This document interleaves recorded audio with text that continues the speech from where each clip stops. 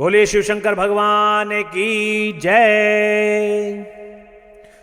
प्रिय भक्तों, आज हम शिवजी महाराज जी का एक ऐसा चमत्कारी मंत्र लेकर आपके सामने प्रस्तुत हुए हैं कि जो आपके घर में जो कलेश चल रहा है, जो भय का वातावरण है, कर्ज लेने के पश्चात जो चिंताएं आपके घर में व्याप्त हैं, एक ऐसा मंत्र हम आपको अभी सुनाने जा रहे हैं, बताने जा रहे हैं, जिस मंत्र के सुनने मात्र से इन सभी समस्याओं का समापन हो जाएगा। आपके परिवार से, आपके घर से कलेश मिट जाएगा।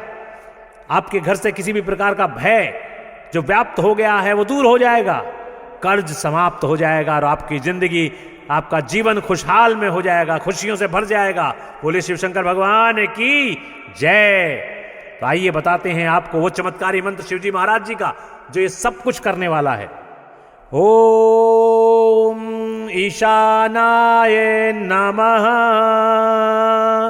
ओम ह्रीं ह्रों नमः शिवाय। ओम ईशानाय नमः। ओम ह्रीं ह्रों नमः शिवाय। ओम ईशानाय नमः। ओम ह्रीं ह्रों नमः शिवाय। ओम ईशानाय नमः। ओम ह्रीं ह्रों नमः शिवाय। ओम ईशानाय नमः। ओम ह्रीं ह्रों नमः शिवाय। ओम ईशानाय नमः। ओम ह्रीं ह्रों नमः शिवाय। ओम ईशानाय नमः। ओम ह्रीं ह्रों नमः शिवाय। ओम ईशानाय नमः। ओम ह्रीं ह्रों नमः शिवाय। ओम ईशानाय नमः। ओम ह्रीं ह्रों नमः शिवाय। ओम ईशानाय नमः। ओम ह्रीं ह्रों नमः शिवाय। ओम ईशानाय नमः। ओम ह्रीं ह्रों नमः शिवाय। ओम ईशानाय नमः। ओम ह्रीं ह्रों नमः शिवाय। ओम ईशानाय नमः। ओम ह्रीं ह्रों नमः शिवाय। ओम ईशानाय नमः। ओम ह्रीं ह्रों नमः शिवाय। ओम ईशानाय नमः। ओम ह्रीं ह्रों नमः शिवाय। ओम ईशानाय नमः। ओम ह्रीं ह्रों नमः शिवाय। ओम ईशानाय नमः। ओम ह्रीं ह्रों नमः शिवाय। ओम ईशानाय नमः। ओम ह्रीं ह्रों नमः शिवाय। ओम ईशानाय नमः। ओम ह्रीं ह्रों नमः शिवाय।